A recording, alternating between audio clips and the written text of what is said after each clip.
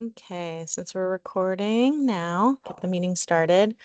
First, we need to approve the agenda. Does somebody want to make a motion for that? I move to approve the agenda. Second. All those in favor, say aye. Aye. Moving on. So next we're going to do testimony of invited speakers regarding potential public records related legislative concepts.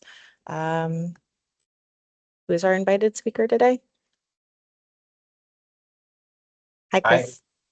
Hi, April. Why don't you go ahead and introduce yourself and go on ahead. Sure. So my name is Chris Stenson. I'm the state records manager. I work for the Oregon State Archives, which is a division of the Secretary of State's office. And I have been asked here to talk a little bit about our electronic records management project that we've been operating for a long time. And I don't necessarily have prepared remarks, so I don't know if I was just here to answer questions or if you'd like me to give a little background blurb to start off. I'm at your discretion. Yeah, I think we're hoping to kind of pick your brain to help us come up with these legislative concepts. I see somebody had their hand up here. Was it Scott? Scott, there you are. Go ahead. Can you guys hear me? Yeah. Okay. Yes. Can you hear me? I can hear you. I can hear you all. New computer. Yay for technology. Great. I just wanted to do a quick preface that following our last conversation, I extended an invitation to several groups to come and be with us and chat about legislative concepts. And State Archive was able to join. I see a few city recorder colleagues have joined. I also extend invitations to city information technology managers. And a thing I think I talked about last time, the Municipal Research Center out of Washington. And I didn't get much of a response. I heard from someone, but I don't know that they are on here. So greetings if anyone from there is on here. But I extend the invitation to invite these folks to be part of the conversation and sort of discuss the concepts. And I didn't mean to put anyone on the spot, Chris, or anybody, in terms of providing an overview. I think maybe at most, I thought, especially archives with the Oregon Records Management Solution, Chris, if you can provide the 30-second elevator pitch about what ORMS is, and I think that'll go a little ways in helping the subcommittee and the members and the attendees appreciate how ORMS is an example of one of the legislative concepts. I think especially the third one. So that was my preface to anybody who wants to speak on that, and I appreciate Chris and anyone being here. Sure. So I can give a little blurb about this. I've done it plenty of times. So the Oregon Records Management Solution, collectively known as ORMS, that's usually how you hear it referred to as, is a public-private partnership that's been ongoing since about 2011. It was up at the time as a potential solution for a variety of levels of government to have access to electronic records management tools that they would not necessarily be able to afford or implement on their own. So hence the sort of consortial approach. The key tenet of it is that our private partners at Shabs Consulting and Erican Incorporated, the two partner entities, essentially provide the technological backbone, do the business side of it, and all the stuff going along with that, host the software. This uses an electronic records management system software currently called Content Manager. It's gone through a number of name changes over the years, but functionally it's a large, robust repository that allows agencies to manage and track records for retention, access, etc., for their whole lifespans. And by doing this sort of consortial approach, basically it operates where rather than having to procure the licenses, do the infrastructure, support all the IT themselves, public entities in Oregon have the option to sign on to it and operate it like a subscription as a service, or subscription. Yeah. Software as a service. Brain's not working right.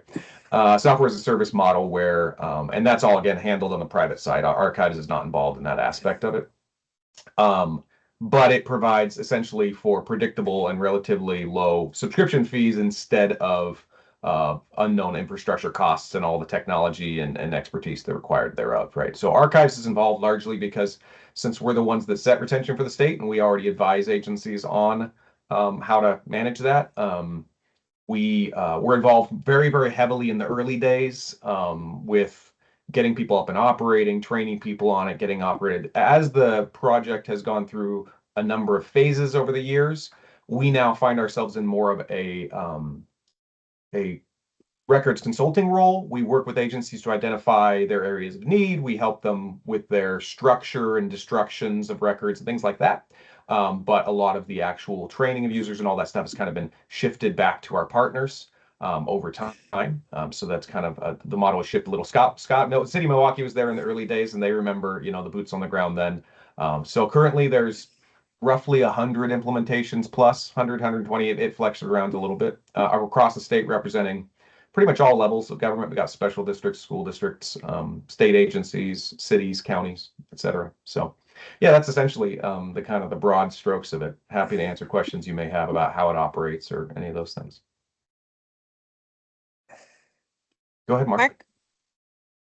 Yeah, thank you, Chris. It's good to see you again. And I represent the Special Districts Association of Oregon, and I know we went through some retention rulemaking not too long ago.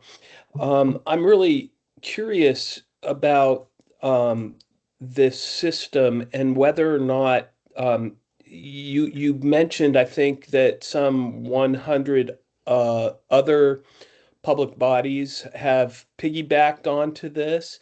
And my question is, honestly, this is the first time I've heard of this. And I think that may be a problem, because if I don't know about it, it's likely that the vast majority of my members don't know about it. And I would suspect that that's the case with other local government associations, being the school boards or the cities or the counties. I'm wondering if your office has any publications that the local government associations can put in their newsletters to make our members at the local level more aware of this opportunity, because I think that this could be a very valuable tool to a lot of public bodies who frankly don't know this opportunity even exists. And so I would really like to potentially work with your office or those involved with this to get the word out about this, because sometimes just the lack of communication, it can be a stumbling block to transparency.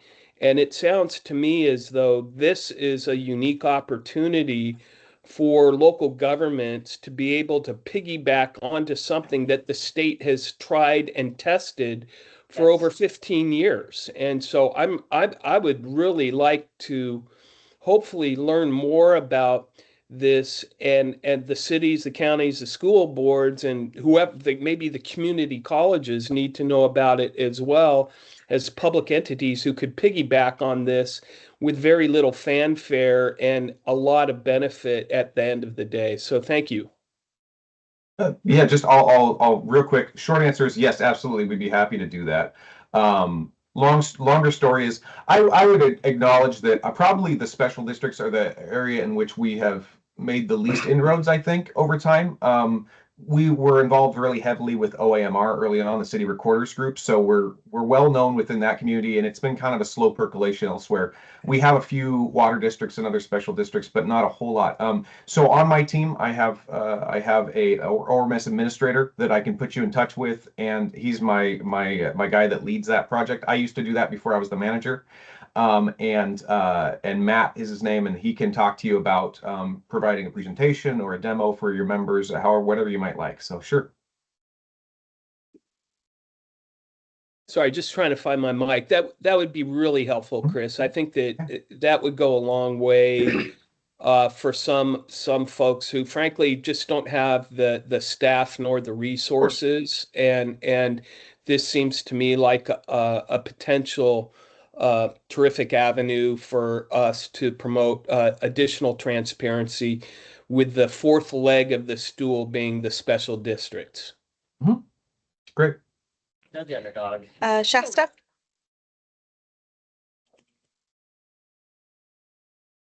Sorry.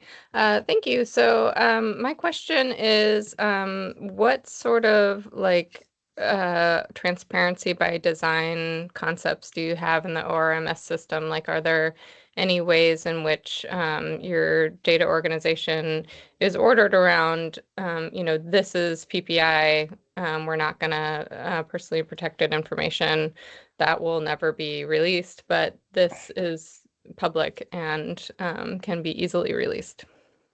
That's a good question, Shasta. Thank you. So this software, it's extremely robust. It's kind of a big empty box when you take it out of the package, so to speak. And we have configured it in such a way to make it as easy as possible. You can accomplish what you're describing through a number of means. The most basic thing is we build in asset classification levels, which roughly correspond to the state enterprise level 1. So you have level 1 through 4 data. And that in itself carries certain levels of security. There are lots of different security groups that are created, and this happens with each entity that joins as part of the consultation, which is what kind of records are you going to be using this for, at least initially? What are the security and access needs of those, right? And so we help configure that, as well as security groups within your user base, right? So if you have 10 users, there may be a couple different security groups, so some people can see some things, some others. One of the notable things, to your point, is when you put information in there that is capital P public from day one, right? The sort of stuff, say, board meeting minutes or things like that, right? Used by a lot of our city recorders for city council meeting, things like that. You can declare it published from Go. We essentially create a template that does publishing, and then there is a portal, a web portal called WebDrawer that proactively publishes it out. And then you are able to, at your organization, are able to link to that. You can actually pre-create searches. If you want to make it easier for your users, you can pre-create searches and load those as hot links that people can click on, and it'll send them right to what they're looking for. Otherwise, it's a blank portal where they can search in it like any other search engine. So obviously, the limitations, as always, are what kind of metadata is assigned to those records, how well titled are they? Because if you just give people a free search, if they're expecting Google, it's not that, right? It doesn't have the level of processing power. So it does have to match up some information. But if that's a known desire, we consult with agencies and talk to them about, well, like anything, this is how you should organize it. This is your naming convention, so you can be consistent. So then you and your users can find it. So absolutely. And then it's on the opposite end of it. If you lock things down, yeah, thanks, Matt. Matt's throwing a link in there to show you what that looks like. If you want things really locked down, you assign them a higher security classification, and nobody that has those can see it. So there's no accidental release of that information if it needs to be protected for one reason or another. So you say you've got HR information in there or legal information, things like that. To that extent, just as a side note on that, it's fully robust to be able to create, say, litigation holds and things like that in there as well, or if there's pending information requests. Those actions, essentially, you create a tag and can tag groups of records, which will then suspend any sort of scheduled destruction or anything like that until you release that tag, right? So it allows you to control, which also preserves those as legally required, in those types of events. So, is the cost of obtaining this program like prohibitive to like smaller governments? I'd like to understand what the price may be. Yeah, so your mileage may vary because what is expensive to some people isn't to others. Generally speaking, excuse me, let me rephrase myself. It's Matt, can you help me out on what the current, because my brain is a few years old because there's been some cost increases with storage, but it's still roughly but 400 and change a month is the minimum price, because that covers 10 licenses. That's essentially the smallest that our partners can do and actually make it sustainable. I think Matt can give me the current. It was 37 for a long time, and I think it might be 39 per user license now with a 10 user minimum. So, Yep. Sorry. Sorry. What was that, Matt? It went from 37 to 39 Thank per you. user per month, minimum of 10 users. Thank you, Matt. This is Matt Brown from my team. He's my ORMS administrator. So he's involved in the day-to-day operations of it these days. So yeah, obviously that's not a big slice of, say, a big state agency budget, but I do hear from some very small entities, and even that can be hard. It's just we can't operate it any smaller than that and actually remain above ground. I mean, it seems like it'd be realistic, at least for cities and counties, a good chunk of cities and counties. Shasta? Yeah, thanks. So my other question was around public records requests and fulfillment. Is that like integrated into this? If is there a pathway for somebody who's requesting records from a ORMS using entity to like go into a portal and request those records? It does not have that native functionality. So it's a back-end program designed for that. So you can you can create a case in the system essentially for a public records request, create a hold for those records, but ultimately production of those records would involve pulling them out and providing them through another portal, or some agencies choose to do, when somebody's asked for it, if it's not restricted, you just publish it out for all. You actually can do that as well, and you can then essentially create a saved search and share this link with people. But no, it doesn't track automatically. There are functions in it that would allow you to do it if you wanted to. You can create workflows, things like that, but it's not natively designed, and that aspect requires some work, and it's not the most, it's not off the shelf ready for that, like you might picture a specific piece of software made just for public records requests. Okay, so a follow-up to that would be, what would you need in order to make it do that? That's a big question, and one which would really involve, well, that would really involve our partners more, because there'd be some sort of programming.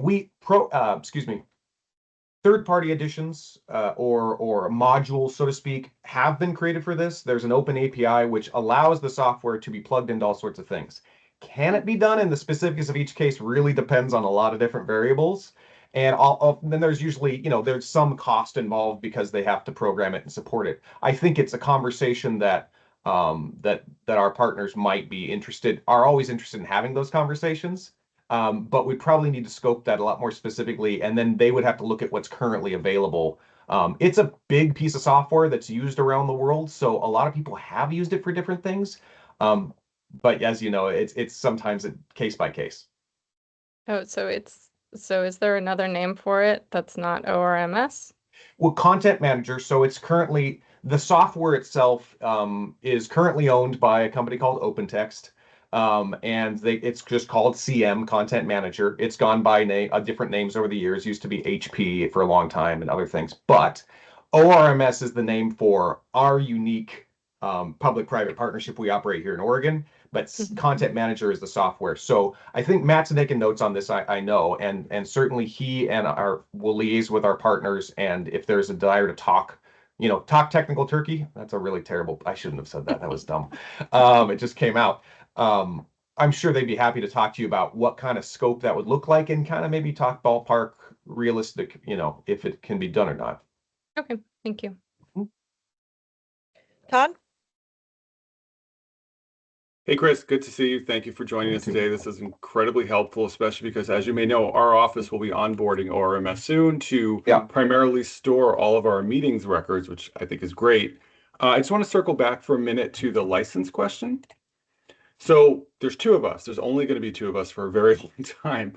I had to pay for a minimum of 10 licenses, and I get it. Like, that's sort of like the bare minimum price point where it's still functional and maybe profitable. Is there an option for sharing these licenses? Like, if two other small public bodies that also only have one or two people wanted to get in on our 10 licenses and share the cost, is there a way to divvy that up? Or are those 10 licenses in some way sort of like locked into our agency and our needs and our, in our computer system? Thanks, Todd. That's a good question, and actually one we have fielded quite a bit over the years. There's sometimes been discussion of, could you do essentially like a little local consortium, right, of small entities, things like that. It could maybe be done. The chief barriers against it are, there's a certain amount of infrastructure necessary for connecting to different sites, and part of the cost is involved with, so say if you're on a different network than those that you're within a different network than those that you are partnering with, essentially that's a second setup and a second set of permissions and things, and so there's costs associated with that, which is part of it. Now, I'm not going to say it's impossible, because there are certain circumstances where maybe it could. And Matt, I'm just thinking out loud here, maybe this is another one worth following up on. The improvement to the web client version of this thing over the years used to be you had to have a thick client. You had to have it installed on your machines, and that necessity then meant that that's a lot of work to make sure it's supported and on the local networks. It's possible that utilizing and the web client used to be insufficient. These days, it's pretty robust, and certainly the manufacturers are pushing people that direction. So it's possible with that more flexible model, it might not be as daunting to set up multiple locations. However, that's as far as I can speak to it right now. I think that that'll have to be a follow-up, and I would not want to speak on behalf of the technical folks that have to do it. I just know from my experience what were the barriers in the past. Right. No, that's great. Thank you. And actually, so let me put this bug in your ear. Maybe there could be tiered pricing. Like if one agency is doing a 10-person, 10 license price, that's one price. And then there could be a consortium pricing where that bare minimum price is actually slightly higher because of the addition of other machines that it has to run on or something. Just an idea. Anyway, oh, yeah. And yeah. Sorry, Go I did see a comment. Sorry, I didn't mean to cut you off. My bad. No, that was fine. I was going to pivot to just one more question before I went, but if you had something else to say about it. I saw a comment in the chat there, and they mentioned talking to Erican, which is the technical side of the operation, about, so an example of where this has been done to an extent is we have a few educational service districts that are members, and we have had some that they're under a master contract, and then some of the school districts under them, or some of the schools and school districts under them have joined and others haven't. Now, I think to some extent they share a technological backbone, which makes that easier. Nonetheless, sorry, I'll pass it on. No, thank you. All right, so this real fast. I do want to talk technical turkey for a minute, if you don't mind, since you coined that term. Yeah. With the advent of AI, do you think it's possible or foreseeable to use AI or something else to bridge, say, ORMS to something like GovQA? So it becomes a front-to-back solution from request through search through production. Look, this might be beyond what you have to deal with on a daily basis, but I'm curious if that's even something that's ever been hinted at that you've seen as something maybe on the horizon. AI is definitely a topic that comes up a lot, and because this is not the only technology project the archives are engaged with, right? We work with the state with M365 for all state agencies, and our involvement varies, but it's certainly something we watch. Would it be possible? Yeah, almost certainly, I think. I think the bigger hangups often come to the different legal and security necessities of the member entities. And so the first thing that I would raise an eyebrow, or not even, the first thing that would have to be identified, which is what's the use case?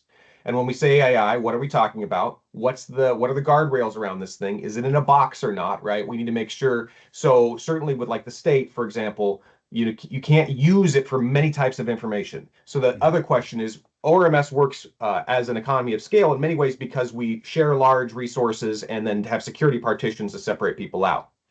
Could an AI in there be kept within a box so it can't jump jurisdictions, right? That's one of the biggest concerns, certainly from a cybersecurity front, that the state has about making sure that these things can't access information that the users that are using it can't, right? So it doesn't bridge. And I think that's probably the primary, as far as a technological ability. Oh yeah, and all the big software companies are working towards that.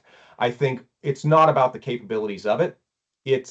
Can it be done in a secure manner that does not otherwise infringe? And what might have to happen in those scenarios, if there was a real push in this direction and it were to be developed, is we may have to develop more sequestered data sets for that purpose. And that has been done, for example, with law enforcement entities we've worked with. So we have CJIS data sets, Criminal Justice Information System certified, and that's a very stringent protocol. And when that first came on our plate back in 2018, I think maybe it's the first time we really went into that. We went through a whole process to get it all certified, but those have to be fully sequestered data sets. They cannot share any. So there's a separate thing involved with that. And in that way, we're able to keep those much more protected. So there are ways and there are ways. I would never say never, but I think the biggest one always is that element of, okay, it would have to be looked at really hard, identify where it comes from, and what the guardrails would be. Thank you.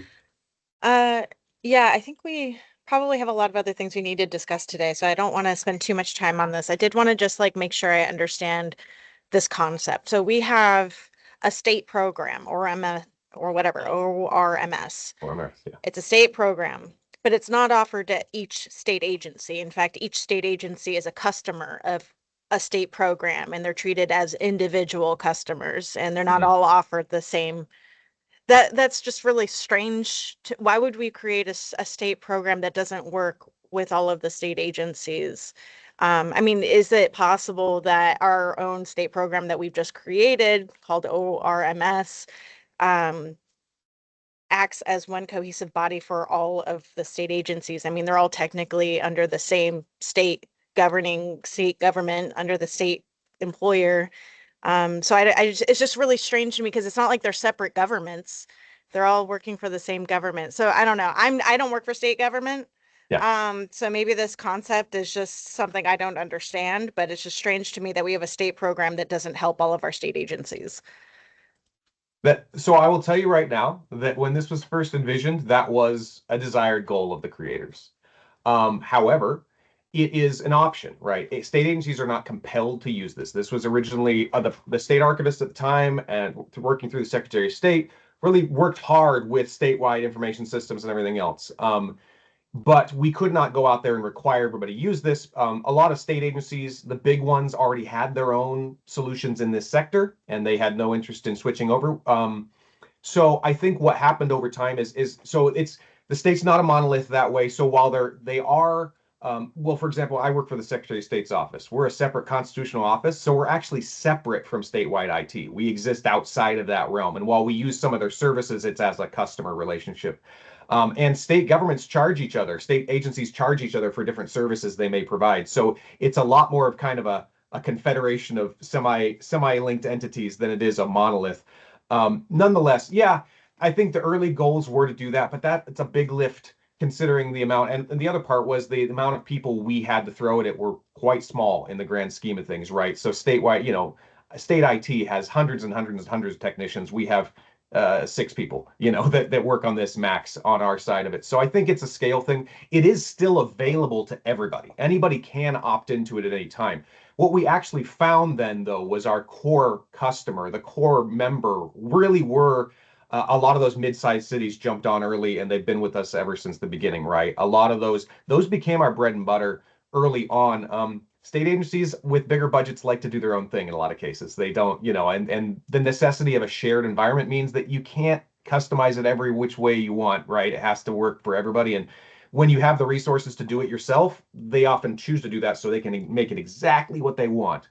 Where when price is more of a motivating factor, folks are willing to, allow a little less customization, a little more centralization to work. But yeah, I think you could talk about that a long time. You'll see lots and lots of very lots and lots of correspondence to that effect early on and things like that of people wanting to try to do this, trying to get through it, but it's a big lift and it was just hard to get doing. It was a new thing. It was a little bit looked askance at early on. People at the statewide apparatus were like, I don't think this is going to survive, Yeah, I guess I'm just thinking in terms of like the public records advocate, where it's a state agency that only has 2 employees. And so we have this program that can help do records management, but it's not designed to help an agency like the public records advocate. So I don't know.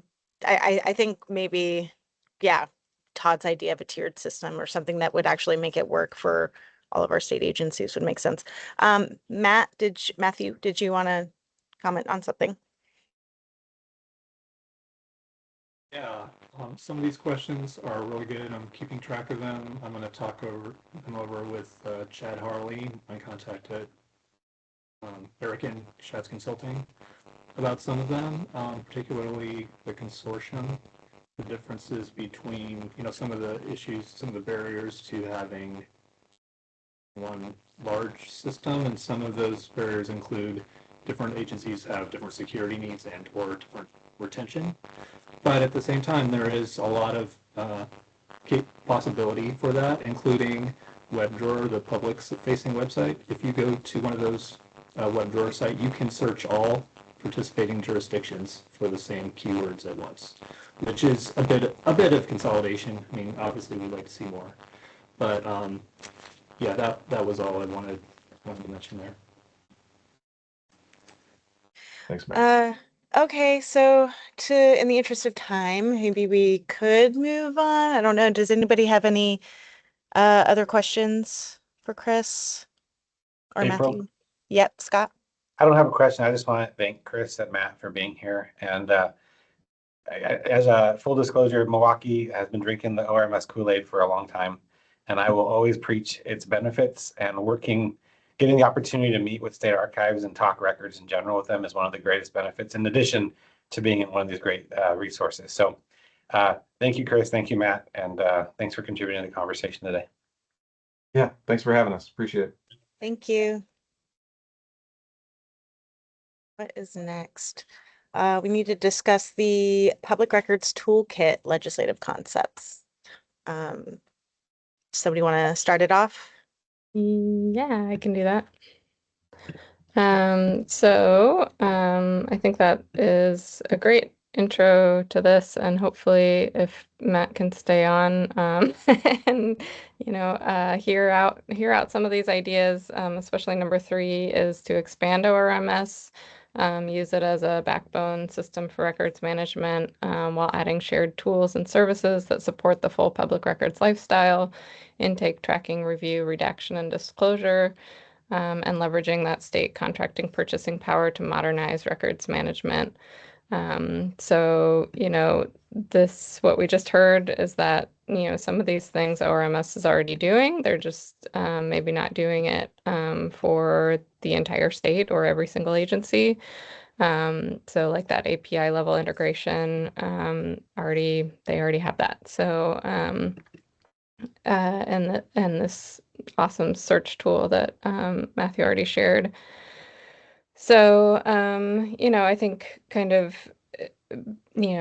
the kind of new concept here would be more that records retention and requests, or I mean, not retention, but that record request system. And also kind of developing AI assisted tools to kind of make that more robust. So that's kind of like if we wanted to like just go whole hog and go crazy, that's kind of the big idea. But then there are 2 other concepts, a public records capacity grant program that would incentivize supporting staffing, training, and system improvements for public records compliance, and sort of having a prioritization in the scoring of those grant applications for smaller and backlogged jurisdictions. This would be administered through the Public Records Advocate Office or a DOJ equivalent office.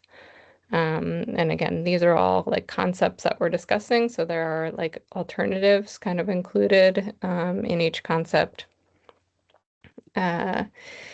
And then the second concept is a public records mutual aid and surge support program. The idea here is, if you have some huge, media interest or something happens, that small agency is overwhelmed, maybe we can like get some support in there from either similar agencies or a like strike team of experts in records management to be able to come in and help. We heard a little bit last meeting about how difficult that might be if you're not on the same programs, but maybe there's a way to identify folks who are on the same program. So those are the kind of high level of what those concepts are. So I guess, I put the link in the chat and people can discuss what they think.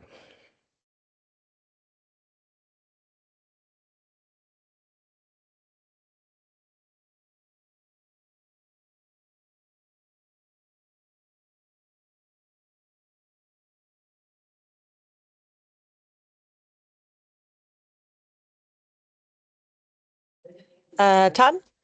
Sure. Since someone else was talking, I figured I'd share my thoughts. These are only concepts. We don't know what the legislature is going to do with them, if they'll want to even go forward with them, implement work groups, shape them differently. So overall, I really don't have a problem with moving forward with any of them, especially if we're just trying to come to some sort of concept statement that we would then introduce as our legislative concept.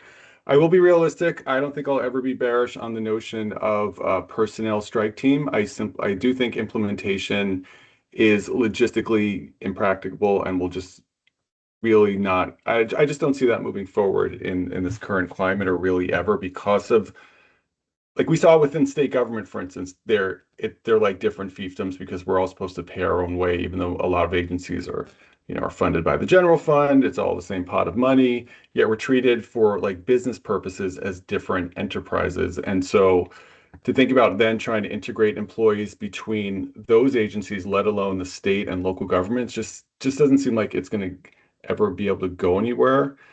Again, I'm open to discussing it further, and for introducing concepts, I think it's worth sort of tossing against the wall and see if it sticks. I do like the first and the third one though, and I think my opinion is we should focus our attention on maybe developing those further as we move forward.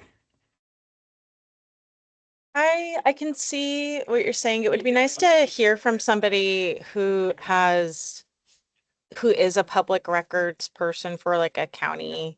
I mean, are we talking about in terms of the mutual aid, is it between any sort of government or is it just state agencies? Do you know, Shasta?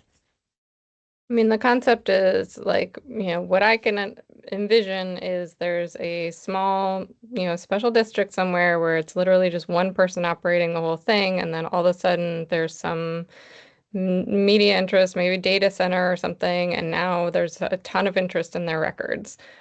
Can we have some other entity share their staffing who knows that same system to be able to come in and do that, but create a way for them to get paid because they're not going to do it if they don't get paid. Well, if I could just butt back in for a second, then like Shasta, you as a member of the media, let's say you've made a public records request to that tiny public body. Are you willing to accept as a good faith delay for like maybe a week or more in your public records request that they have to submit an application to get that help, wait for someone to be available, like chosen, wait for that person to be available in terms of being able to do the work and for that person to get trained up on the local system, whatever it is that holds the records, to first look for that large media request? Or are members of the media, perhaps rightly so, going to say, well, why would I wait? There's a deadline under the law, and I want to pursue my rights to appeal if I have to sit and wait for them to go get someone from God knows where and get them up to speed to fulfill my request. Right. So my thought was that the triggering event for this would be them claiming the safety valve provision, saying we don't have enough staff to do this. So then that would be, okay, you don't have enough staff, then you need to apply to this mutual aid program. Scott? Yeah, thank you. I want to very much kind of echo Todd's sentiments. I support pushing all three of these, continue forward. I think if, and I don't know if they're in a particular order besides 1, 2, 3, but I almost think the order of how this would flow in a holistic, big level way is you start with one, get funding to agencies of all sizes, cities, counties, special districts, state, to close their records gaps. And then you continue, and it's a long journey. Chris referenced it, mentioned it. In the city world, we've been in this conversation and encouraging cities to adopt this statewide model for a long time. But you continue that push. So it's almost like you number one seems to be a concept that can get to an actual program, assuming the legislature is willing to give money, and that's a whole thing there. But that seems reasonable and addresses the immediacy. You continue to beat the drum about creating these statewide systems, ORMS. And I was hoping to get IT managers here. And so if there's somebody on here that I don't know who's an IT manager, this would be a world that I'd like to pick their brain about. Like, besides records, what else is there that could be out there for systems? You get push and develop those. And then circling back to the concept number 2, it's where you have a growing number of people who are on the same platform, who've been reasonably expecting folks from other agencies to be able to come and strike help because they also use ORMS, and so their familiarity with using the same system. To me, number 2 is sort of the aspirational, much longer term goal to get to once you got a critical mass of people all using the same thing. And we've got ORMS is an example of what we've been trying to work on. As Chris mentioned and Matt mentioned, we've hit headwinds with that. Even within the state government, there are different entities that compete with each other, and so to speak. Every single 240 city, or each 240 city across the state, we're all different. We all have our own charters and our own directives. All Marcus 900 special districts have their own directives. There are consortiums and likenesses, but it's an ongoing battle, and we're competing. The space isn't empty, so to speak. There are a lot of people who don't have any systems in place. And then there are a lot of people for example, in the cities, and forgive me if I'm rambling, but for the cities, it's something like a third of us have adopted ORMS, a third of us don't have anything, and then the third big player in the space in Oregon is a system called Laserfish that acts and looks a lot like ORMS in a lot of ways and what it does and its capabilities, but its funding structure is very different. It's not a subscription. You buy it outright, and it could be tens of thousands of dollars, and then you're responsible for managing it, but then you own your system. So long way of saying I kind of want to echo Todd. I think is I can see an outcome there in a near term, so to speak. And then I would probably put concept 3 and then 2 in my thought process. But yeah. Mark? Yeah, I have to sort of agree with both Scott and Todd on the surge proposal. We're the state's facing a pretty significant budget challenge, and I just don't see this as rising to the level of securing general fund money in this current environment. And I think one of the biggest questions legislators would be asking is, okay, if you don't have a surge going on at some public body, what are these people doing in the meantime? Because if you don't have this kind of circumstance happening, I'm just curious, who these people, where these people are coming from, where are they housed, who's paying when they're not, who's paying and what are they doing when they're not addressing a surge. So I think that there are still a lot of questions. I don't quibble with the concept. I think I've seen plenty of instances out there where a public body will get overwhelmed with public records requests. And so I certainly understand the need and the desire for something like this. I just don't see it necessarily coming to fruition because of the questions of what are they going to do in the meantime when there isn't a surge. And so those are just my thoughts. Thank you. Yeah. So these just wouldn't be like people just sitting around waiting for an emergency to happen. It would be people that were identified statewide who are experts in records management or something. So say there's somebody from the city of Milwaukee who can go in and, help out Boring, Oregon when they're having some sort of surge. So it would be that a way, just like an emergency management mutual aid agreement of, this place isn't having a crisis right now, so they can send their people over. So, I mean, this concept came out of the idea of emergency managers doing the same thing. They all help each other. So if there's a big emergency, they all go there and they help each other. And they do have their own systems that they're working with, right? It's not just going out and turning on a hose and helping put out a fire. Like they are also working with different systems in different cities and different counties, and somehow they're able to make it work. So I think it's maybe worth talking to them to figure out how they make it work, to see if it is something that's possible or if it's something that's totally not applicable to something like this. I mean, I've had my recent experience with the big eruption over in Longview. When that happened, they kind of created a cohesive system where all of the media requests were going to one like email address, but that email was being managed by state, city, I forget what else, a water district. So they kind of created a sort of a strike team there. And I think that is something that we could potentially do if maybe we talk to people about how possible it is. I mean, I feel like we're kind of just surmising based on our own, basic knowledge without actually talking to the people who would be doing this on the ground. Somebody's got their hand raised. I see Scott's, but who else has their hand raised? I think it's you and me, April. Oh, is it me? Oh, I need to lower my hand. There it is. Okay, Scott. Yeah, and I was just gonna, emergency management response is actually a very good example because they emergency responders, folks may know this, but they, after 9/11, pushed to adopt a national framework called NIMS, the National Incident Management System. FEMA runs, it's called NIMS, and maybe got some other acronyms, but it's exactly the concept of creating a system where we're all saying the same language and responding in the same way and doing the same trainings, so that when incidents like Longview happen, they set up, I'm sure, an incident command center, an operations center, and that's very much the NIMS playbook. So that's a really good example, and I think it underscores the idea that we run as hard as we can, and then ORMS and others have, but as hard as we can at creating that statewide framework, so that we can have that folks who can jump from different agencies when they have a downtime to help somebody who has an emergency going on. So yeah, the emergency framework, the NIMS idea is the exact same model that I think is laid out in these concepts.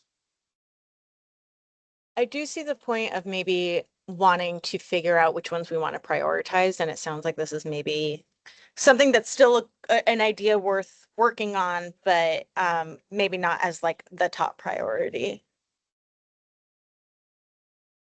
I think to that point, I agree. I think that number one finding, and it's that in itself is an uphill battle, as Mark and others have pointed out, trying to find money from the legislature right now. But that to me is like the clearest, and there's some stuff to figure out there too, of course, but help folks fill in the gaps. That I agree with that sentiment.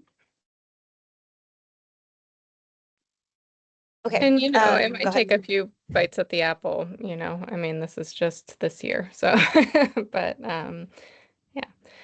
I also have an idea for revenue if we want to move on to the next topic. Yes. Oh, we've got Andy's hand up. Andy? Yeah, thanks, guys. So I work for Rep. Anderson. Just wanted to share an idea in terms of maybe briefing the legislature perhaps earlier than you might, which would be during legislative days in September or December, that these ideas could be presented in a committee.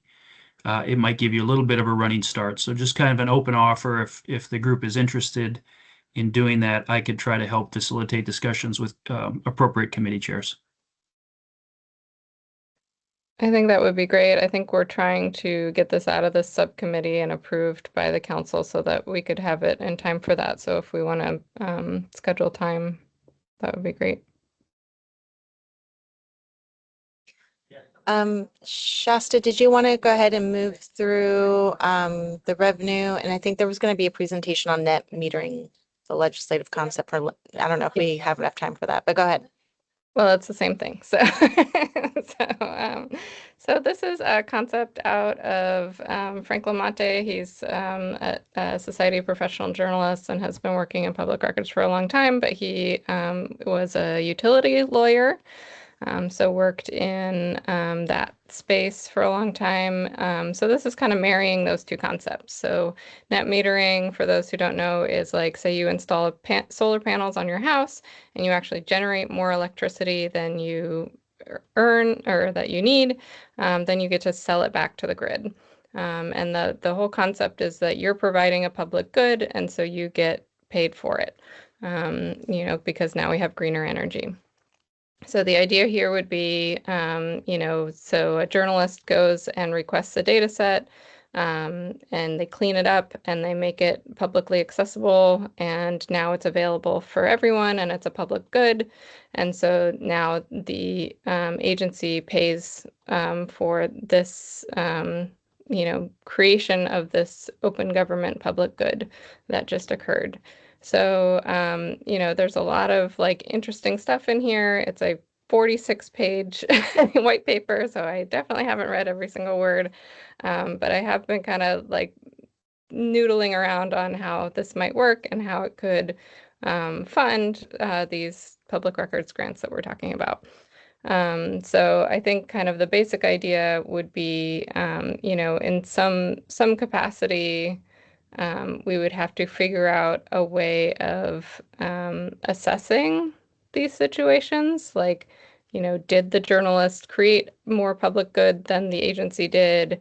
What would the, consequence be of that? Is it a percentage of public records fees collected that they get, docked on? Is it a if you take them to court and there's court fees and they have to pay attorney's fees, is it a percentage of that? I think there's a few different ways that that could manifest, but just kind of wanted to talk about that as a concept, because the way that we have it now is that the incentive structure is kind of reversed, where if the data is really disorganized, it takes hours and hours for the agency to collect, it costs a ton of money to the requester, and this kind of flips that on its head. So it's saying, you know, the incentive is for more transparency rather than less.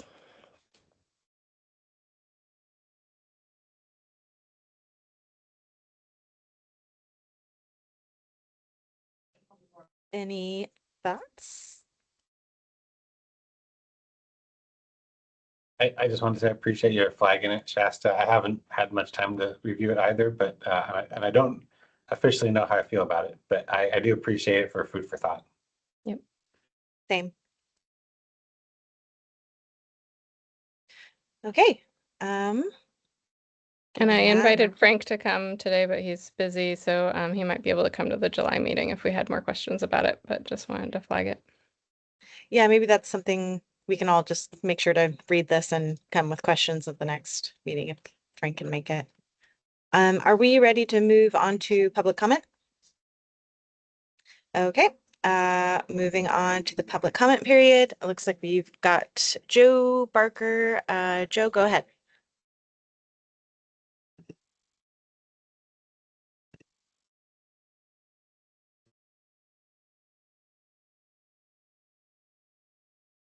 Are you speaking? Because I'm not hearing any. Is anybody hearing Joe? Joe, are you present and are you speaking? Yeah, I'm here. There you are. Okay, great. I'm gonna, since we're getting slow or we're getting short on time, I'm gonna set a timer here for 2 minutes and then yeah. Well, my question basically deals with Shasta, to Shasta's comment, with the records request being flipped right now and taking so long if the records are disorganized.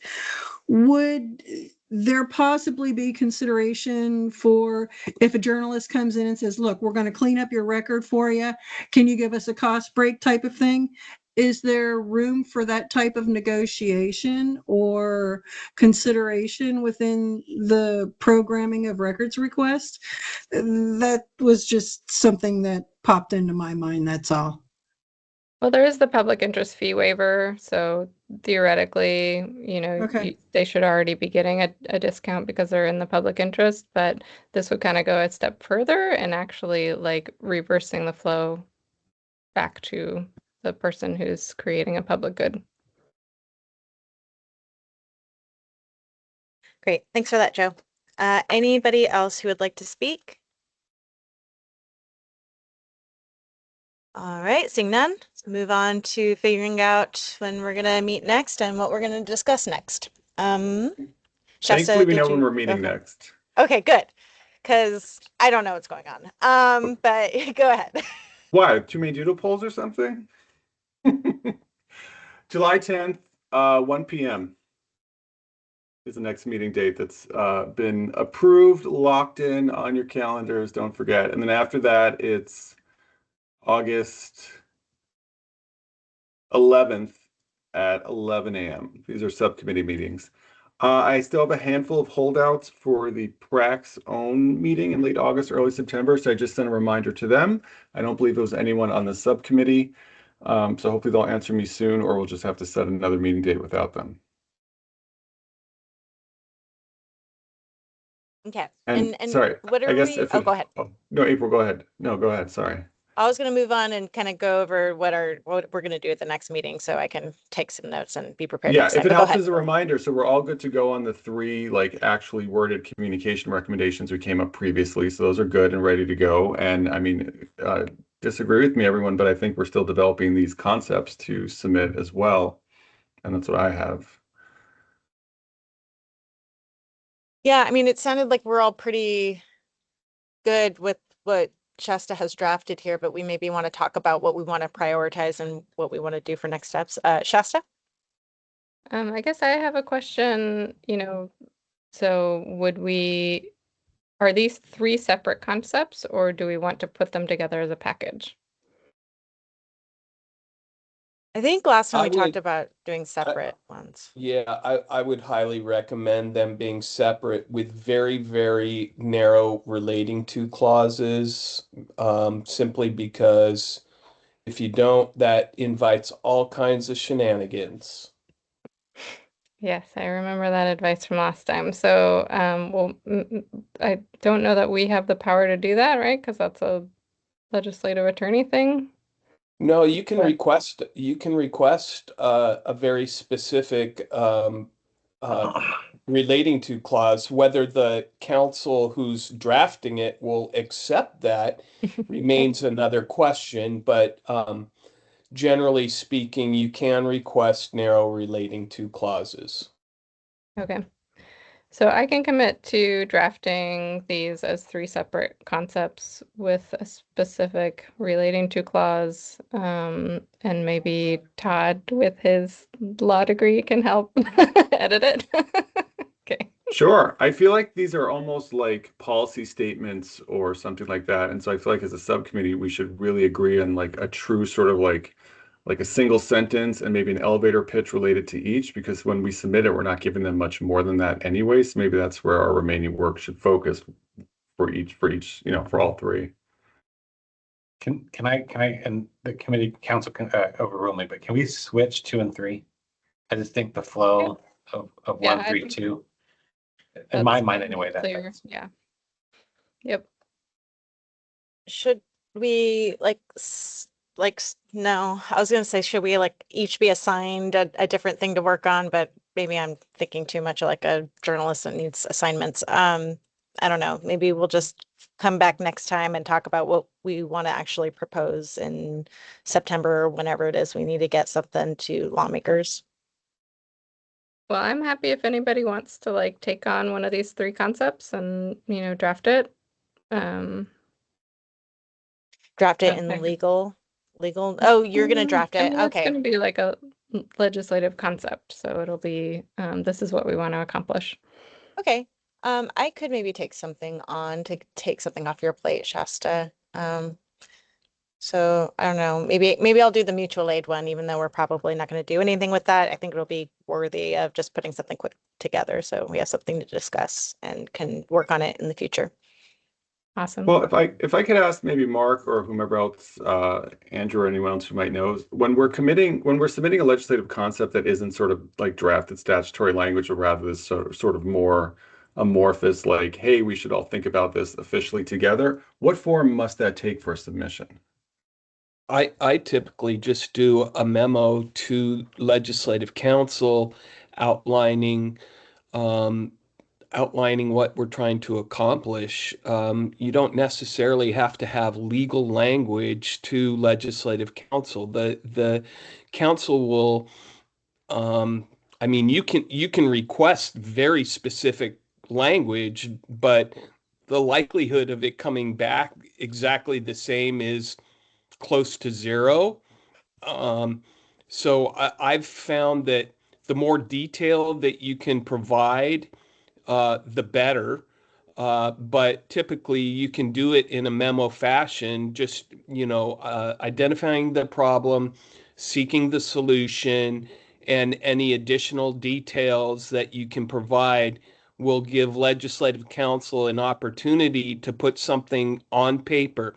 What I'd also share with you is that for pre-session filed bills, which are required to be submitted to Legislative Council by September 11th, you will receive a copy of what Legislative Council drafts, and you have one opportunity to make changes or request changes to that concept, and those changes will be embedded in the final version that you receive. So you get one additional bite at the apple after you submit your concept in whatever form you do it. And I'm sure Andrew has more to add.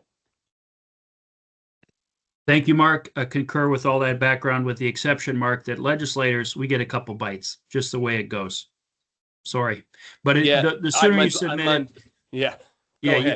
yeah, the sooner you submit it, the more you have time to massage it up front. So just and establish a good relationship with the drafter. So, and just so you know, it is privileged to the degree, if you didn't want to draft, you just wanted to wait, you wanted to massage it before you publish the version, you have that, so people don't get confused, not because you're hiding something, but you can work on your draft and then polish it up before sessions. So the sooner you do it, the better, because we could start working on behalf of LC this summer or fall, before the deadline. I have to get going as the chairperson. Is it okay if I leave or should we just end it now? I think we can adjourn. Okay. All right, everybody. Thank you so much for the discussion and yeah, see you next month. Bye. Bye. Take care.